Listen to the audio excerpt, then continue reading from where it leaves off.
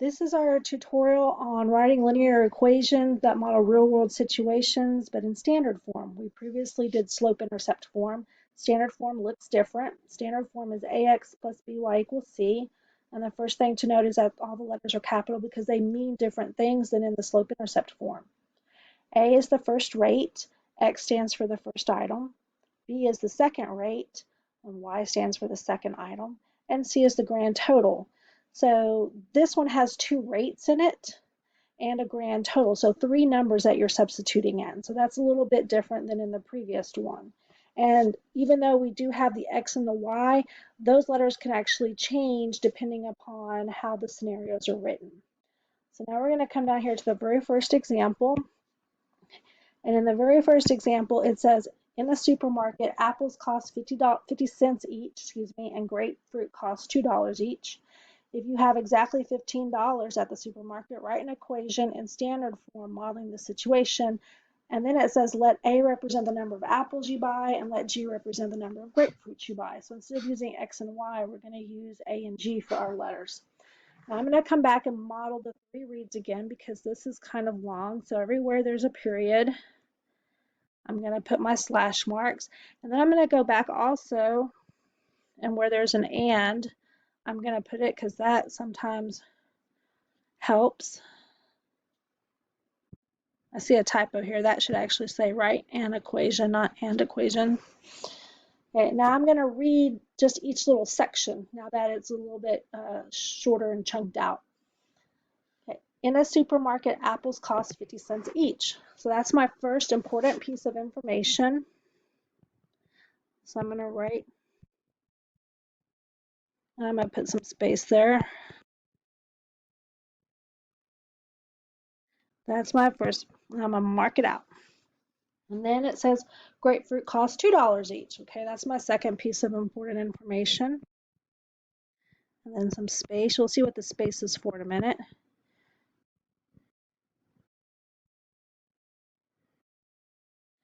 Mark it out. If you have exactly $15 at the supermarket, okay, I'm actually going to stop right there.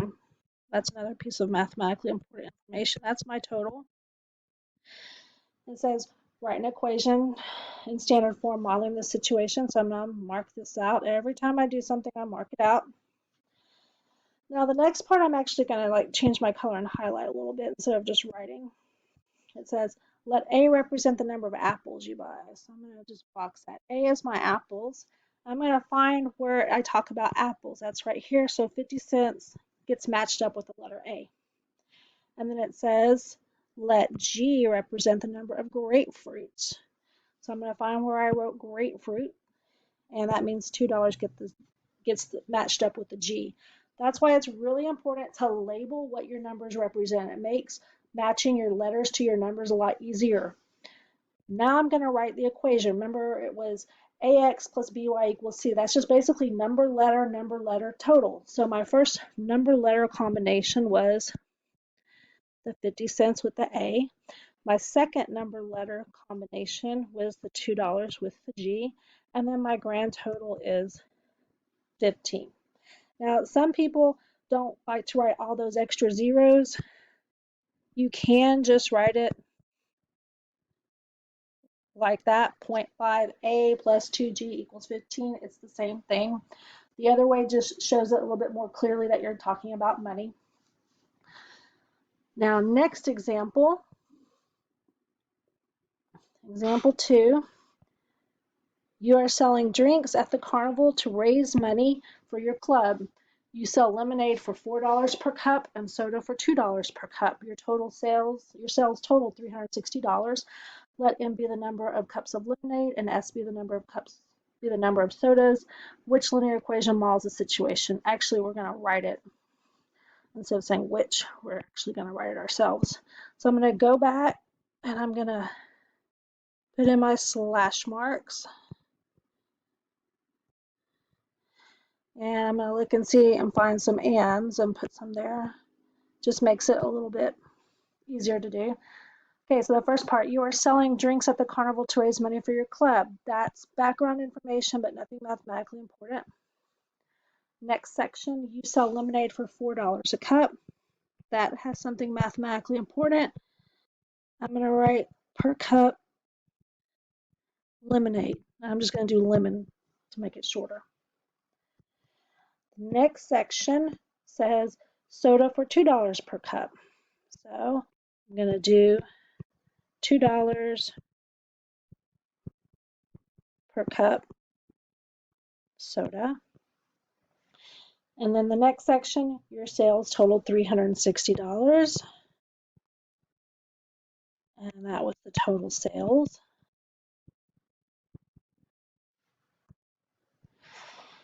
And then here's the part with the letters I'm just going to box. It says let B be the number of cups of lemonade. So I'm going to find where I was talking about the lemonade. I'm going to write my L there. Let S be the number of cups of soda, or the numbers of soda. So I'm going to put S there with my soda. And now I'm going to write my equation. My first number letter combination is 4L. My second number letter combination is 2S. And then that equals my grand total, 360. And some people ask, can you like reverse the order of these things? And you absolutely can. You can write the 2S first and the 4L second. As long as you have the correct number letter combinations, that's perfectly fine. I just tend to write whatever I wrote down first. Final example.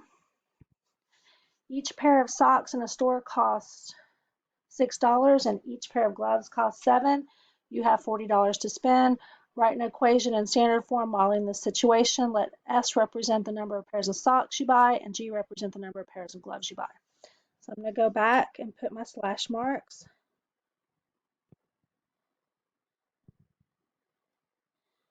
And I'm going to find where I've got the ands and put them there. Now I'm going to read the first section. Each pair of socks in the store costs $6. So I'm going to write that one down. And I know it's for each pair of socks, but just to make it a little bit less writing for myself, I'm just going to do each socks. That's the first part. And then each pair of gloves costs $7. So I'm going to write that down.